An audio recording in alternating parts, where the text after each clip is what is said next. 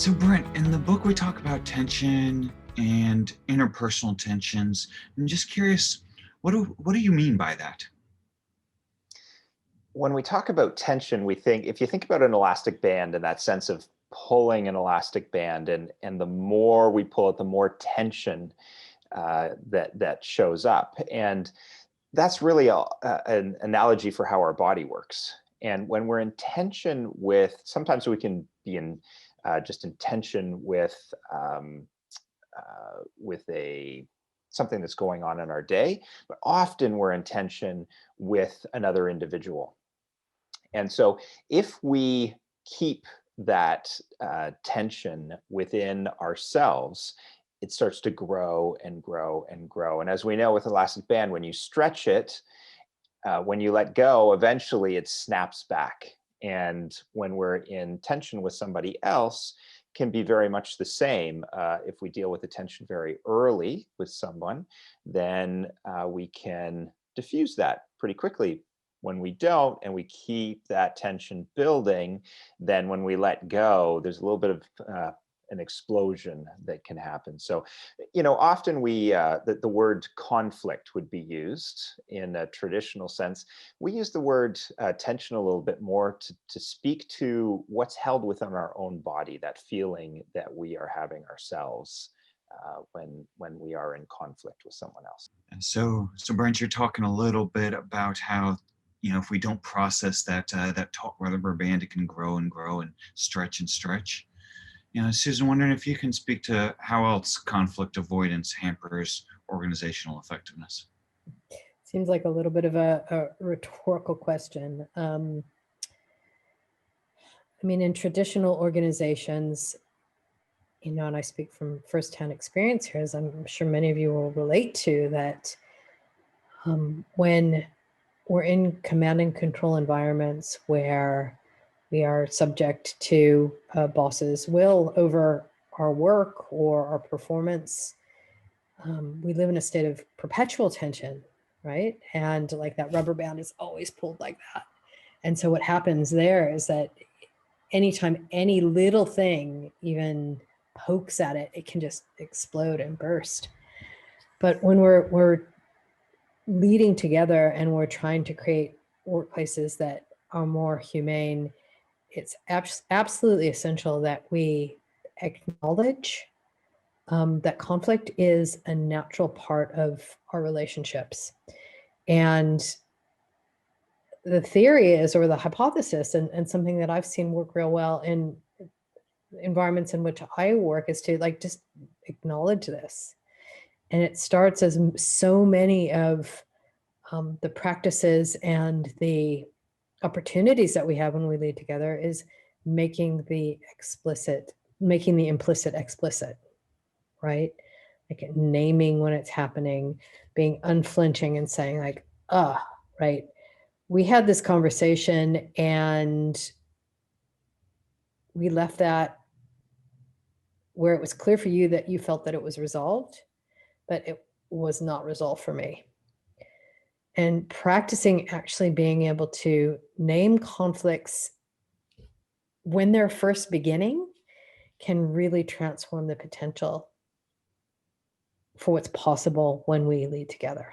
Yeah. Okay. So we've got to name and address the tensions as they come up. And Brent, back to you on how do we do this well? Is there ways we can use language or other tools to speed it up or make the resolving of the tensions more effective? The choice of language is so important when we get into tensions, because often when we're in tension, most often when we're in tension, we're triggered emotionally. And when those emotions kick in, then we can start to use language that is unhelpful. So maybe I'll start by just talking about some of the unhelpful language. So when we start to label other people, he's a bully, she's unreasonable, things like that, that starts to place that individual into a category. What we really want to talk about is behavior. and situational elements that are going on. So when we can start to look at and name the actions that are happening without labeling the individuals that we are in tension with, that allows us to really focus on the content and make progress in that that direction. All right. So focusing more on the behaviors, less on labeling the people. That makes sense. Taking that broader and looking at the organizational scale, what are the useful ways organizations can do and implement for resolving conflicts on the team, Susan? I mean, I think that as I was talking about earlier, practicing being able to leave conversations where you're feeling resolved is like the first level. That's not always practical or possible, right? You might be a third or fourth person in a meeting where you're noticing something going on, but you can't name it in the moment, and you walk away with that tension. So a couple of things come to mind. Like, one is having a regular, predictable cadence for resolving tensions. One of the great practices of holacracy is this idea of being able to raise tensions and resolve them. The Ready has a great set of cards. I think are they called tension cards? To I'm be sure able they to, might be. yeah. To have a regular time where you know that once a week or once a fortnight, there's going to be an opportunity for you to raise the tensions that you're holding is a really, really useful practice at a team and an organizational level. And then the last thing is, again, talking about making the implicit explicit.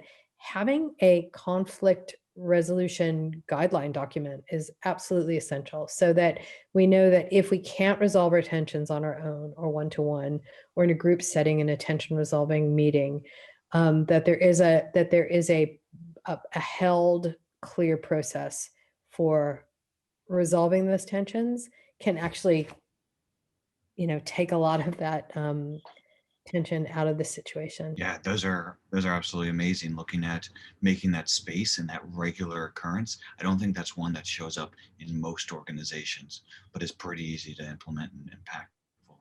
That process that you talk about too as well. I love Morningstar's example on this, which is the tomato processor, and they've got their escalation process has first bring in a colleague if you can't resolve it between yourselves, one that everybody likes and respects to help out, and then escalate from there. All of that just adds like, what do we do when things are really stuck? Right. Yeah. And I think it's worth mentioning, just referencing back to the holacracy practice of resolving tension, always coming back to what do you need for the individual who has the tension to really practice expressing what they need in order for the tension to be resolved for them.